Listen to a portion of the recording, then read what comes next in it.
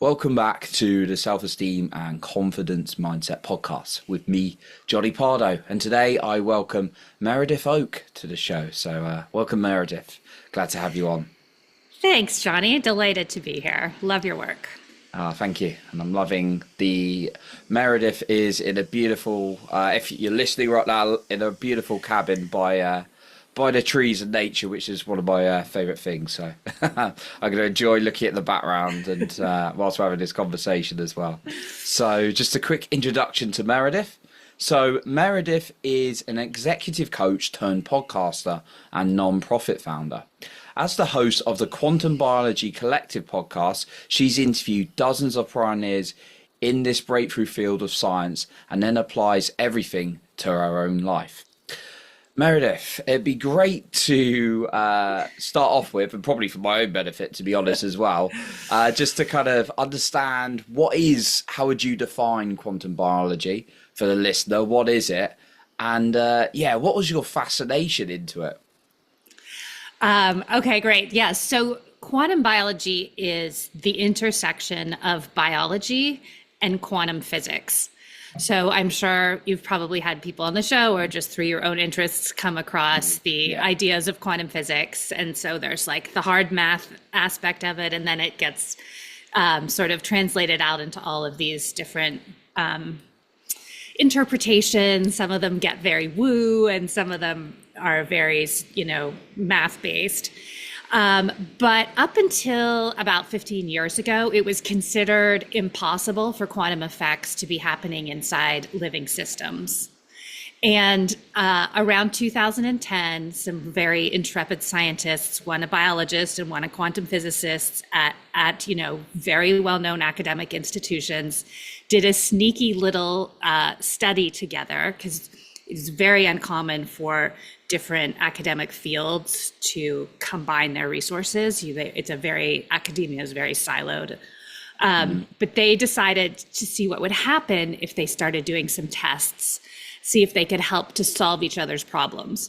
So they concocted some experiments and came away with some evidence that quite strongly suggested that indeed there are quantum effects happening inside living systems, i.e. people and animals.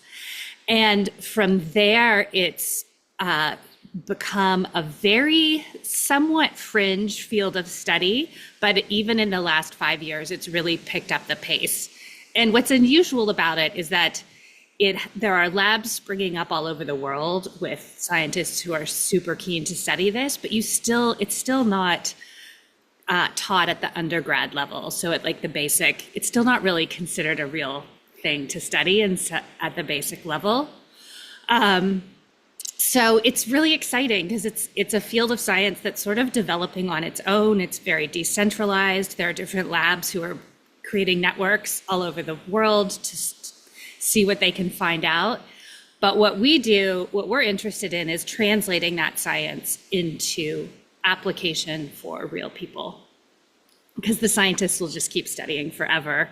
They just are the spirit of inquiry, whereas I'm like, okay, well, what does that mean for me? So what I really dove down deep into is the effect of light on our bodies and the effect of light on our biology, and how important it is to understand that in an age where we have so many screens and LED bulbs are required by the government, and what is that doing to us? So there's a lot of different ways that you could translate quantum biology and look at it in people, but my area that I've looked at the most is light.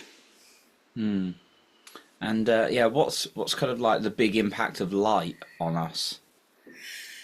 So it turns out that light programs and drives all of our biology, our moods, our neurotransmitters, our digestion, our hormones. Everything is controlled by light. So there's a few different aspects of it. There's the circadian rhythm aspect, which turns out, something we used to just think about if we were jet lagged, like, oh, I'm jet lagged because my time cycles are off. But it turns out that it's something we need to think about every day, and that having a regulated circadian biology is like fundamental to health. And then there's other pieces of it where where the metaphor I like to use is like if we think of light like food for our bodies. And of course, when we decide what we're going to eat, we have a pretty good idea of what's healthy and what's not, and keep processed junk food to a minimum and focus on eating real food. The same thinking applies to light, but we don't really think about it that way. So like the light coming out of a computer or an LED bulb is like processed junk food for our cells, whereas the light outside, the natural light, is filled with nutrients and vitality that our bodies need to thrive.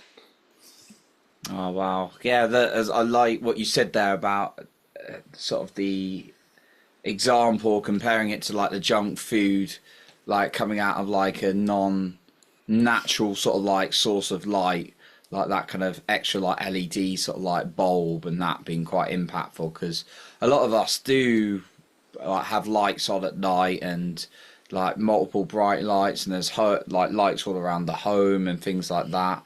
So I guess that can have quite an impact on us.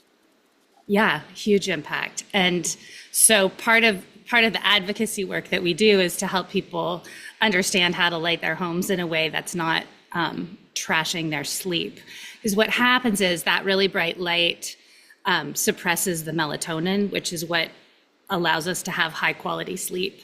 So if you have sleep disruptions or you sleep for a long time, and this was how I got all into this, is that I had chronic fatigue and I would sleep for 10 hours and still not feel rested. Wow. And it turned out it was because the quality of my sleep was crap and my body wasn't having the restorative processes that are supposed to take place when we're getting good quality sleep. And bright light before bed interferes with that process. So people kind of freak out and they're like, I have to change all the light bulbs in my house. And I'm like, no, you don't have to. Just turn them off and have like a lamp with a warmer bulb in it that's not in the ceiling, like maybe something, on a table. And just be mindful of like the easiest way to think about it is like, what is my light environment inside compared to what's happening outside? So if it's dark outside and it's super bright inside, like that's a mismatch. Whereas, having warmer toned lights or wearing those crazy orange glasses, all of those things keep the signals to our body in regulation with the light and dark cycles that are happening in nature. Oh yeah, the glasses. I can figure those. And are you kind of someone who keeps their electronics out of their bedroom at night time as well? Yes, absolutely.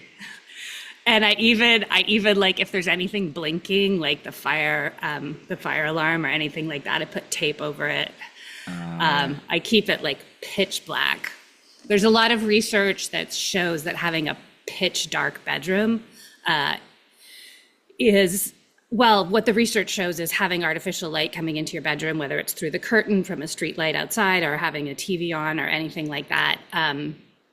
There's strong correlation to all chronic illness, but especially early onset Alzheimer's, because our brains can't clean themselves while they're sleeping with that light interfering.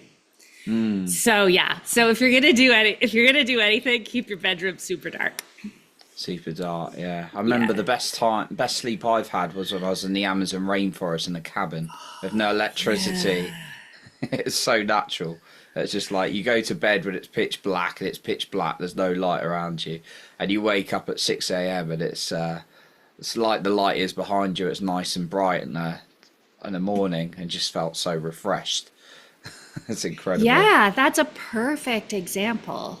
And people say that like they go camping or that sounds amazing in the rainforest, right? They go into an environment where their light cycles are regulated by nature instead of by light bulbs. And they feel totally different. Their like symptoms subside, they can focus better, their mood is different. It's really amazing. It's incredible, yeah. So was it mainly the light that was, because I know some other people out there have like suffered with chronic fatigue. I know you're not the only person, but yeah, thank you for sharing that. Was there anything else that was like contributing to that, or was it mainly the light was the big issue?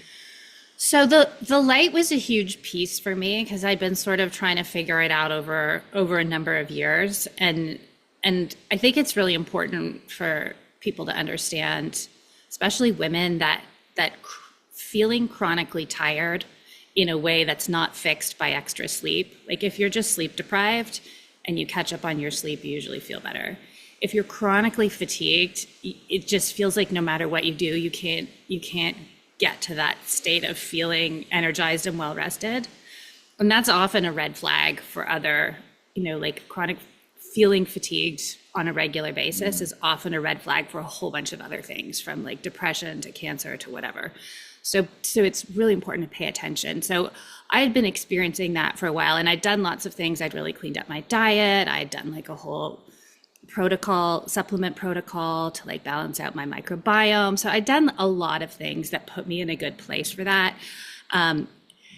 But learning about the light was huge because I would kind of go up and down, and it was because I was doing things that were derailing my progress without realizing it. Like I'd read a book on my iPad instead of before bed. Like I started doing that. Like I switched from reading regular books to reading on my iPad, not realizing what I was doing. And like everything kind of went downhill again.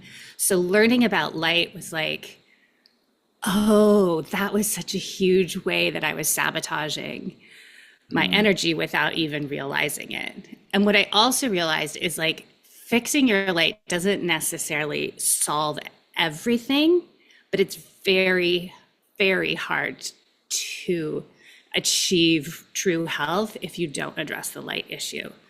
Because it's just, if we keep throwing our mitochondria out of whack with bad light signals, it's so hard to maintain, like to get to where we want to be health-wise if we're trying to get over something, or if we want to just maintain our health, through the years. And everyone works so hard eating well and working out and doing all these things. It's like, if we just, we're like sabotaging it without even realizing. So interesting. It's such a, certainly even for me, just thinking about it, it's just like such a missed thing it could be with your like lights, because it's like devices, we're glued to them, and all these kind of things got lights everywhere, and it's just kind of like the digital age we live in. So it's easily can be missed, right? Yeah. And it's like, people are like, you do not use, like, do you keep your kids off screens? I'm like, no, they play Fortnite, they do their stuff, but when the sun goes down, I make them put on those weird orange glasses, and that's just the rule in the house. So that, and I like to watch Netflix with my husband at the, sometimes. So we just put on our blue blockers and then, you can still live in the world without becoming a complete, tech phobe. It's just being mindful of what's going on. What's going on, the self-awareness piece. I love that. Yeah. So what's the, you've got this non-profit. So what's the main things your non-profit's doing at the moment in terms of this work? So the nonprofit, we have a certification program where we educate health practitioners in the basics of applied quantum biology. So right now, if you want to study it, you have to go into a graduate program at an academic institution. But there's so much evidence about, the health applications of it, but there's nowhere to study that. So we set up like a very simple 6-week program for, health coaches, naturopaths, doctors, anyone like interested in looking at health through this lens. And it lays out sort of the fundamentals of the science. And then we do a very deep dive into the science of light and how that affects physiology. So then the practitioners are empowered to sort of add that to their area of expertise and make sure that their clients or their patients aren't missing out on this or sabotaging all the amazing work they're doing by not knowing about it. And then we're also looking at creating a program to help alternative health practitioners get published and to collect data from their clients and patients in a way that allows them to have it be within the framework that would be recognized for becoming published research.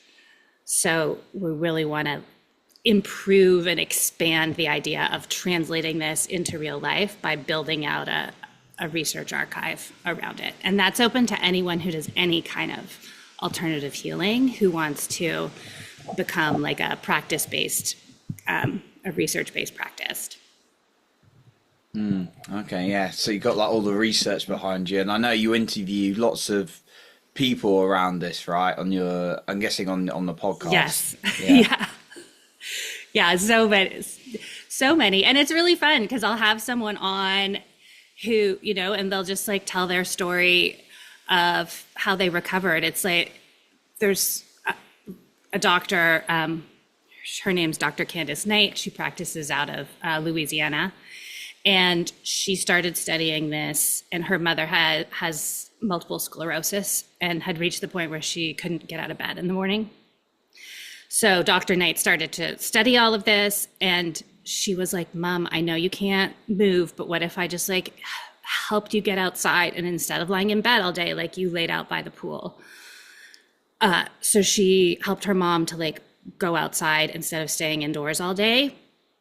And she went from being bedridden to being able to get up and walk around and like live her life. Wow. So I have people on a regular basis, like telling these stories or talking about the science of it, just to like kind of normalize it the way we've normalized like eating healthy has such huge impacts. We're just kind of like on the podcast, we just really like normalize the idea of having healthy light and what that can do. And like the, you know, for some people it's subtle, for some people it's huge, but it makes such a big difference. And then as people go through the program and study it with us, then they come back on the podcast and talk about so many interesting things. Like I had a woman on recently who does a lot of nervous system regulation. And she talked about, you know, once she started to study the science, she was realizing that having those natural light cycles and being outside regulates our nervous system because it sends safety signals to the body. We're not being stressed out. So if we have anxiety or depression, it's like all of the, you know, we have all of these amazing interventions that we know to do. But this is like just another one that's supporting all of that work by helping our physiology to feel safe, not just to feel safe psychologically. It's crazy, yeah. Some of the just the little thing of like getting outside, I can relate to that. And you just talked about that. Sorry, Candice had the Candace Knight, yeah, Candace Knight, and her mum going by the pool and lying there from just being inside to like outside. That's like incredible, and the power of light. Like even the other day, I just think in my own life, I was just I wanting to do a business like. I was mapping some stuff out in business, and then I was like on the laptop. I felt a bit like in my head, no, not in my head, well, thinking logically, so I was in my head, but you know, kind of just my body's a bit agitated. And actually, I decided to just map out the stuff outside watching a football game, which I'm usually playing, but I wasn't this time. Whilst I was like mapping it all out on my phone. So and like the difference and the creativity I got from even doing that was massive because I was just out in the fresh air. That's just what I can think of, just a recent example. Yeah, no, absolutely. And that's something we often say is like, what am I doing right now? Could I do it outside? So if like if you have a phone call and not a Zoom, like, can you take your phone outside? Because every minute outside matters, and every minute is you know, helping our body to know where we are in space and time and to connect to those wider energies. So yeah, I was watching a movie a couple of years ago about all of these quantum physicists, and they were talking about how they would like, they exactly what you just said. They were like at their desks, like trying to like work through really hard problems, and then they kind of be like, forget it, let's just go for a walk. And they'd go out and like walk through the mountains in Switzerland, and all of the solutions started to drop in because like they were moving around and they were out in nature and they had the light. So it's a huge, I mean, it's a nice little creativity hack as well, right? It's just what you just perfectly explained it. Just get out. Yeah, that's a cool one. Yeah, just getting out there. No, it raises the point. I think, or a new approach a little bit for people. So with like someone who's like, all right, I want to look into this, but but they like find it a little bit overwhelming. They're like, I got this, and this. I got to change my lights, or like we were talking about, or like, but you, what glasses do I need? Am I damaging myself by being on my screens? Where would you suggest maybe someone starts who wants to make a change in relation to this? I think it's sort of best to start like where is your biggest pain point. So if you have like a really hard time getting up in the morning, then you're going to want to start with your nighttime routine, because you're setting the stage for the next day.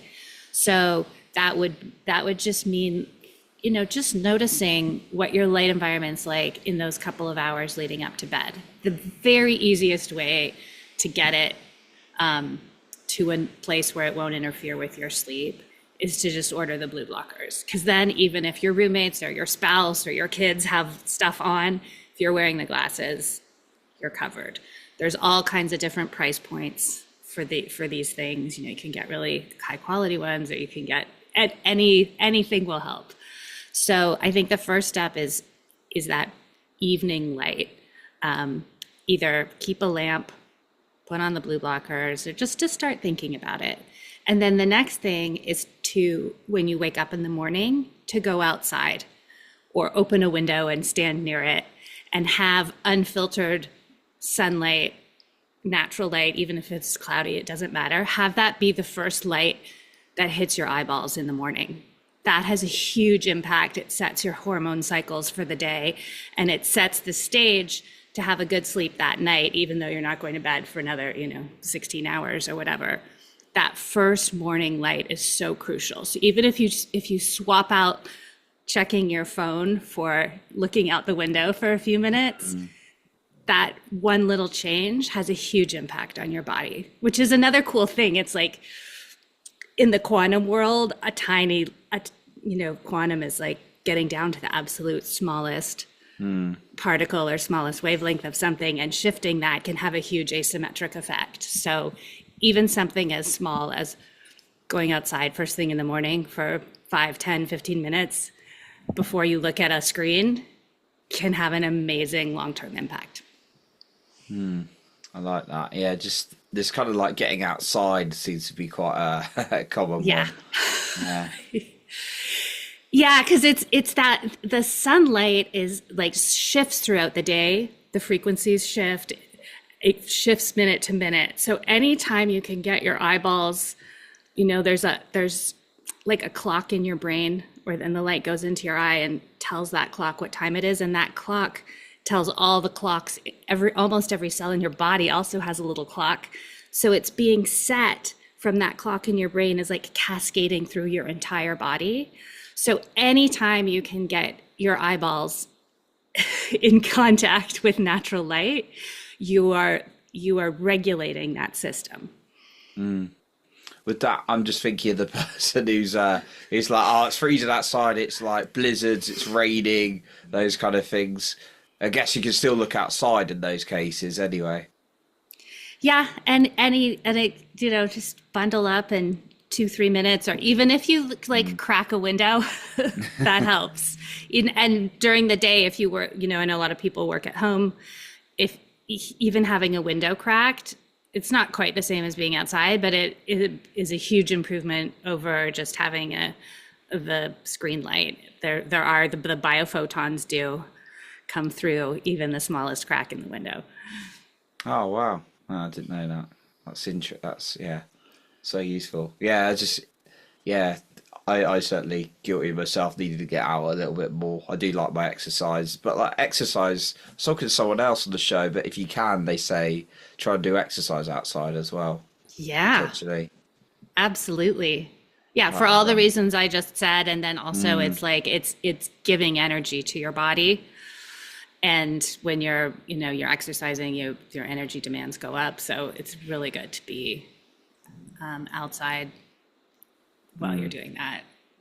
And it's also mitigating, like if you're on a treadmill in the gym, if you've got like whatever gym lights are in the ceiling, plus there's probably a bunch of screens on, plus everybody's cell phones and Wi-Fi or, so you're exercising, you're putting your body into a stressed state while it's being bombarded by all that stuff. So to do it outside, your body feels safe while it's working out. I'm fortunate to live by a harbour side, so I got a nice run by water as well. So, and then there's the forest if you run further on. So yeah, that's quite a good little run. But I just cancelled my gym membership. Get too crowded. Prefer outside anyway. So yeah. Oh, that's great. That's amazing. Yeah. Yeah, and it's fine. Like, I know people need to go to the gym, like you go and like do your weightlifting routine or whatever. But again, like we were saying earlier, it's like, can I do this outside? And if the answer is yes, then do it outside. Yeah. No, I appreciate things like weights and things like that. So no, that's awesome, Meredith. I know you're obviously really, really fascinated in this subject and you're helping people understand. You've got a ton of research. So for the listener, before you go, where can they find you if they want to find out more about your work? And is there anything you'd like to share with us as a final point today? Sure. They can find me. I think the easiest way is my website, which is qbcpod.com. And that has all the episodes from the show and like a little search bar if you want to look up something specific. We're also on Instagram, Quantum Biology Collective. And yeah, I think I'd love to leave, you do such a beautiful job on this podcast of articulating to people, or empowering them to understand that we're not stuck with whatever we got. Like, we can continuously improve. And I think for me, the path of self-improvement led to a path of spiritual improvement. And that eventually led for me to understand that I needed to tend to my biology with as much intentionality as I was tending to my cognitive and spiritual life. Because as we grow, our opportunities grow, our capacity for what we want to do in the world grows, and our bodies, I was never someone who was super into, I was not that into my, taking care of my body. And in that way, it was like, okay, I'll be healthy in a basic way, but I didn't really think about how my body worked. And I've really come to understand, even just in the last week, I've had another insight of how integral our biology is to our entire well-being in every perspective, and that we need to expand our biological capacity in order to support the expansion of our true selves and our psychology and our spiritual natures. Yes, and especially when there's lots of things that can kind of get in the way of that as well, just up leveling and expanding your knowledge, which is what you're doing. So yeah, thank you, Meredith. We'll be sure to link up your resources and places the listener can get in touch with you. That sounds great. Yeah, we have a little podcast guide if you put your email in, and it goes topic by topic, because I got feedback from people who just jump in and be like, what are you talking about on and so it helps to like trace back to some of the more basic episodes. Yeah. Oh, amazing. Okay, yeah, that sounds awesome as well. So a big thank you, Meredith, for coming on today. My absolute pleasure. Thanks for having me, Johnny. Thank you. So that concludes our episode for today. And remember to lead with your heart and not with fear.